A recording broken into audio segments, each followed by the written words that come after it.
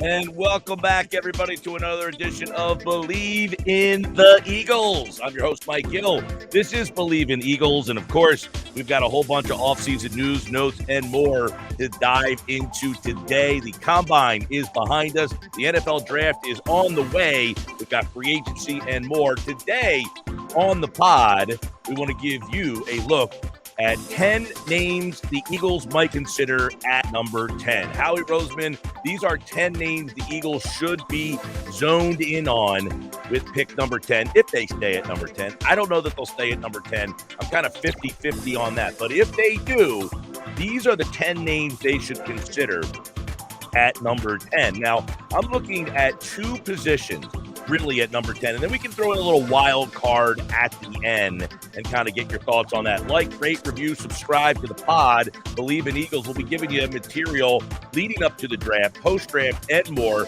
right here on the Bleav Network. And I tell you this, the Eagles at number 10, this is a luxury pick for them. You know, this is that Saints pick that they got last year, and now they have two picks in the first round. So with that, they have the opportunity to maybe get a little creative, or they can stick to their roots. So what are some of the things this team might do? 10 names to consider for Howie Roseman at number 10. Let's jump right into it, shall we? How about number 10? First up, Joey Porter Jr. Joey Porter Jr. is going to be an interesting name. Penn State big, long, athletic corner. This is a guy who really, by many people's accounts, could be the best corner in what I think there is a four-corner draft here in terms of the first round. You ask, four first-round talent players at the cornerback position, I think anyway. Does this mean that there's not other good corners in the draft? Of course not. That's preposterous. You got a lot of talent in the draft here. So when I take a look at the rankings in my mind of this cornerback position, Joey Porter Jr., is he the first guy that you think of when you think corners? I think right now, for me, he's probably my top corner on the board. I love his size. I love his length. I love the athleticism. And I think the Eagles are going to need a corner. I think James Bradbury probably walks in free agency, which means you have to replenish that spot on the field. You can't go in with Zach McPherson and the litany of other guys they have at that corner spot, none of which are starting level material. Joey Porter Jr., 6'2", 192, 4'4", this is a guy who is probably the best corner. Now, there's a bunch of them here. Number 2, Christian Gonzalez, the Oregon corner. Another big, rangy guy, 6'1", 200 pounds. He's a guy that I think a lot of people will be talking about. I mean, this combine has come and gone, and these are the four guys I think that stood out at the top of the list. So Christian Gonzalez, another one who Oregon, so maybe people on the East Coast here did not hear too much about him. I thought he had a great combine. I thought when you look at Christian Gonzalez, you would say, man, he had 6'1", 197, 4'3", 40. I mean, vertical jump, broad jump. I thought he was incredibly athletic looking, and he's a guy that I think teams are probably going to be changing their mind on. 4'3", 40, man. That is a blazer at that cornerback position. So that would be number 2 on my list. Number 3, Devin Witherspoon. Interesting. Now, here's a guy, he did not participate at the combine. A little smaller than those guys. 5'11", 185. You got Witherspoon. A lot of people, look, you can talk to different people, and you're going to get different reactions. But I think Witherspoon, to some, is the best of this group. Big 10, He gets a chance to play against some physical players. He was consensus All-American Defensive Back of the Year. He had a tremendous career. 6 foot. I mean, a little smaller. I think he's probably more in the 5'11" range. I think Devin Witherspoon, he's at number 10. Those 3 guys at number 10. The wild card here, if you want to go, there's a lot of people out there who have that, hey, you got to go with SEC players, right? You got to take SEC players. Well, you want the SEC player, you go with Kaylee Ringo from Georgia. And I think, you get a very, very athletic corner. I mean, 6'1", 205. Another guy runs 4'4". Him and Porter, I think, comparable. Gonzalez, probably the fastest of that group. Witherspoon did not run. So those are guys right there you take a look at. So those 4 corners, I think if Bradbury walks, those are the 4 guys that you have to take a look at. Right? Those are the 4 guys at cornerback that you have to take a look at. If those 4 guys are on the board at number 10, and I would imagine at least, I would say there's a good chance that minimally 2 are on the board, possibly 3. Okay, if you take a look at Joey Porter, if somebody jumped on him a little earlier, like 8, because of the size, and remember, he has the bloodline as well. A lot of times that does mean something, You could take a look at different mock drafts all over the place. I've seen Christian Gonzalez up to number 6 in Todd McShay's mock draft. That's high, man, right? Christian Gonzalez at number 6, but Detroit's a team that needs defensive help. This is a team that can score. They're a team that has no problem scoring, but they had to be able to stop people. The 4.3 40 is going to jump out. The only other possibility, you have Philadelphia at 10. And I think that will be 3 options at corner on the board at that spot. So those 4 names are definitely 4 names to consider. All are corners. The next group of names I'm going to throw out at you, for those of you who are Eagles fans and believe in Eagles, I'm imagining you are an Eagles fan. You know the drill. Defensive line. Defensive line is where this team makes their money. This is where their bones are on the line. And Tyree Wilson, look, Tyree Wilson to me is an interesting name. If you look at Ty Wilson and ask yourself, hey, is he going to be on the board at number 10? Right? All right. Well, I think that he's probably going to be a top 5 guy at this point. He didn't work out at the combine, but this is a guy, 6'6", 270, just had a tremendous year, 45. You look at 35 length and power, 35-inch length and power. This is a big dude with a lot of explosion. And to me, Ty Wilson is a wild card here because he did not work out in Indy. And some of these other guys I'm going to name did not either. But he's a guy, Big 12, Tech. I think he has a possibility because of the Jalen Carter situation that he could possibly be the first defensive lineman taken in this draft. So Ty Wilson, I don't think will be there at number 10, but if he is, he's got to be considered. The next guy would be Myles Murphy. All right, Myles Murphy, another player who, if you look across the defensive line, Clemson, this is a guy that has power, burst. He's very good off the edge. 14 sacks, 63 pressures. I think you can get a guy in Myles Murphy who could possibly be a replacement for a Brandon Graham. Brandon Graham has been here, and maybe he comes back, but that kind of heart and soul type of player. He is a very talented guy, but a little inconsistent. But I definitely think Myles Murphy's the kind of player that at number 10, maybe a little high there, but definitely somebody to keep an eye on in that spot. Next guy up would be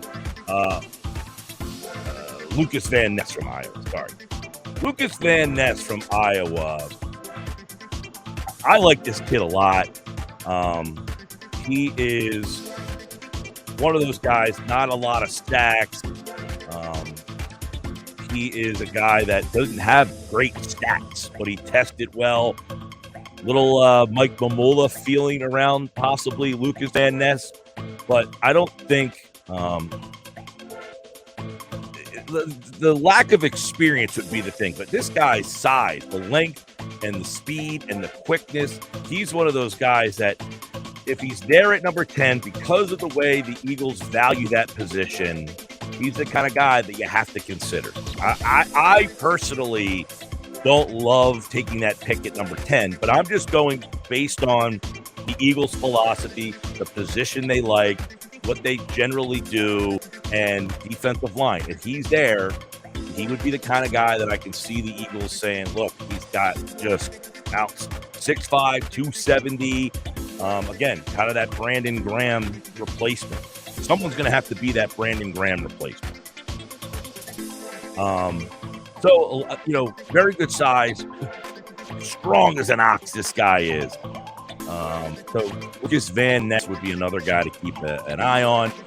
And then the last guy actually, there were the three ends. The last group would be tackle.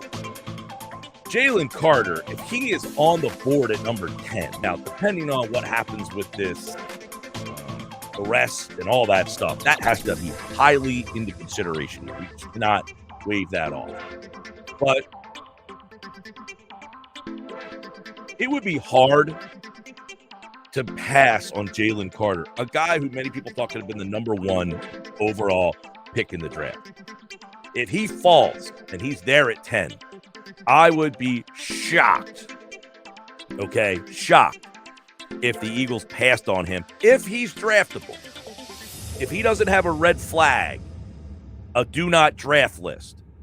If he is on the draft list, okay? If he is on the Eagles draft list and they have the green light to draft him, Jalen Carter would be the pick at number 10. I strongly believe that. I don't have inside information, nothing crazy like that. Just my belief. This is a guy that can pair up with Jordan Davis. He's a pass rusher. I know he didn't have a lot of sacks, but so athletic. Not ideal height, but very good speed. This guy will be a disruptor. And I think Jalen Carter, if he's on the board at that spot, you definitely have a situation where if the Eagles can draft him, again, if they can draft him, they might have a red flag. That's the guy they probably would pick. 6'3", like I said, 310. You put those two guys together, him and Jordan Davis, and I think Jalen Carter is kind of your replacement for Fletcher Cox. He would kind of be, your new Fletcher Cox in there. So he would be the next guy. Next up is Brian Brees. And look, he's another guy which I don't love this pick. It's just purely going off of organizational philosophy, if you will. Okay? If you are someone who follows the Eagles, you know that they generally will go offensive line, defensive line. Well, he is probably the best defensive tackle behind Jalen Carter. Did not have great numbers, though, at Clemson. And he had, I think he had like a kidney problem. His sister passed away. 6'6", 298. He's a guy who a little undersized for that position, kind of like a Javon Hargrave type, right? So I think he's a guy.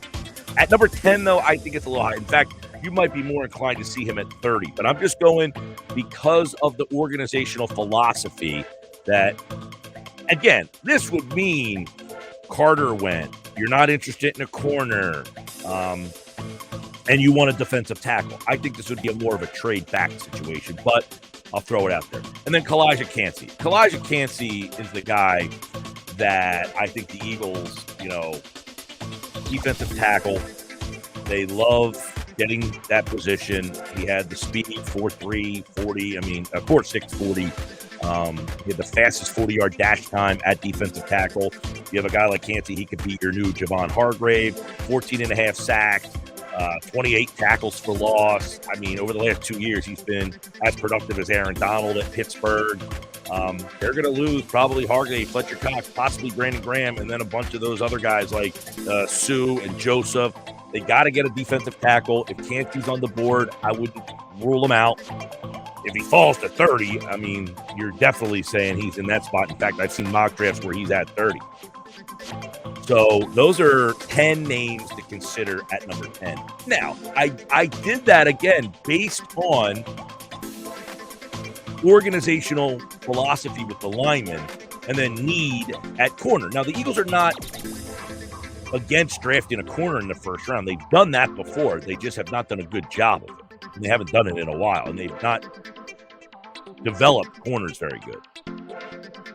So I went corner. Now, we always know they can go offensive line. That's something they can always do. At 10, Peter Skronsky of Northwestern would be someone in that mix. I'd be interested to see if Nolan Smith from Georgia, the outside linebacker, if he fell to them. They don't generally draft linebackers, but would they pair him up with Hassan Reddick? I doubt that. So that's just a name that I would like because he tested well and he's been a very productive player at Georgia and he's a Georgia guy. The only other possibilities that I can throw into the mix is, quite frankly, I mean, I talked about Weatherspoon, Emmanuel Forbes. He's another corner I did not throw into the mix. He ran a 4.3 40. He's one of those guys that could be shooting up draft boards because of that.